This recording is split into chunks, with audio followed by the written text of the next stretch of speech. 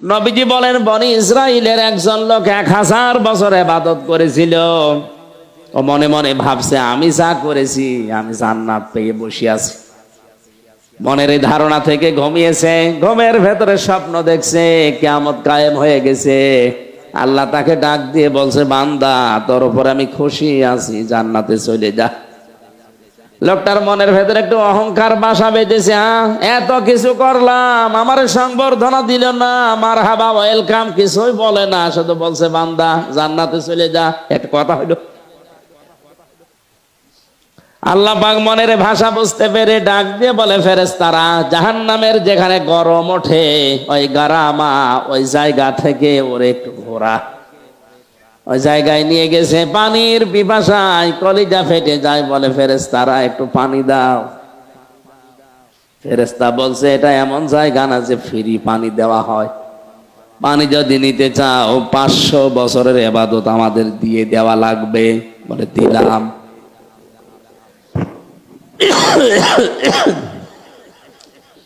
পানি খাওয়ার পরে প্রসাবের চাপ দিয়েছে, বলছে ভাই একটু ব্যবস্থা করো। জায়গা নেই, ব্যবস্থা করে দিতে পারি, বাকি 500 বছরের ওইটাও দেওয়া লাগবে। আমার জীবনই বাঁচে না, দিয়ে দিলাম। আল্লাহ পাক এবার ডাক দিয়েছে, বান্দা 1 গ্লাস পানি ভেতরে ঢোকালে আর 1 গ্লাস বের করে ফেলে দিলে। এই জন্য 1000 বছরের যত ইবাদত সব দিয়ে দিয়েছো।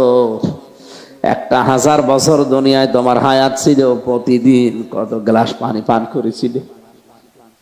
কিছুর হিসাব দেওয়া লাগবে না, শুধু 1 গ্লাস করে যদি প্রতিদিন পানি পান করে থাকো, 1000 বছর যত গ্লাস পানি পান করেছো প্রতি গ্লাসে 500 বছরের ইবাদত দাও, এরপরে জান্নাত।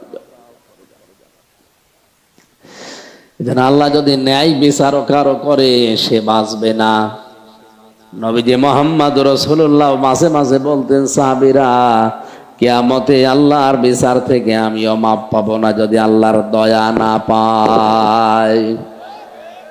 3 নম্বরে মানুষ বাঁচতে পারবে যদি আল্লাহ মাফ করে দেয়।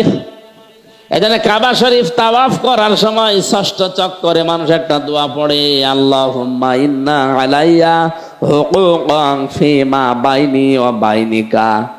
কাবা শরীফ সামনে নিয়ে বলছে, রব্বুল আলামিন তুমি আমার মালিক, আমি তোমার দাস গোলাম।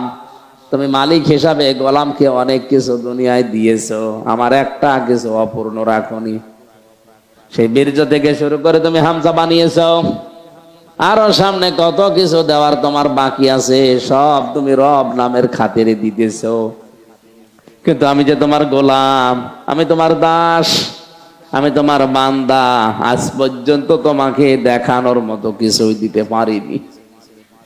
তবে একটা পুঁজি আমার আছে, আল্লাহ তুমি রব হিসাবে আমারে মাফ করে দাও। বিবেক যাদের আছে নিজের দিকে তাকিয়ে ভাবেন, এখন যদি মারা যান, আল্লাহ পাক যদি ডাক দিয়ে বলে, হামজা 2024 সালের জানুয়ারির 31 তারিখ পর্যন্ত তোরে মাফ করে দিলাম, জবাব দেওয়া লাগবে না, শুধু ফেব্রুয়ারির 1 থেকে 14 এই 14 দিনের হিসাব দিয়ে জান্নাতে যা। আমার তো মনে হয় 14 দিন না 14 ঘন্টারও হিসাব দেওয়া আমার দ্বারা সম্ভব না। আমি আর কি করি বলেন তো? 24 ঘন্টার 18 ঘন্টা আমি গাড়িতে থাকি, অন্তত অন্যান্য কোন গোনা সেরকম আমার স্পর্শ করেই না। আর 3টা বছর তো এক ঘরের ভেতরে ছিলাম, ফাঁসির কন্ডেম ছেলে, ওখানে গোনা করার কোনো সুযোগও নেই।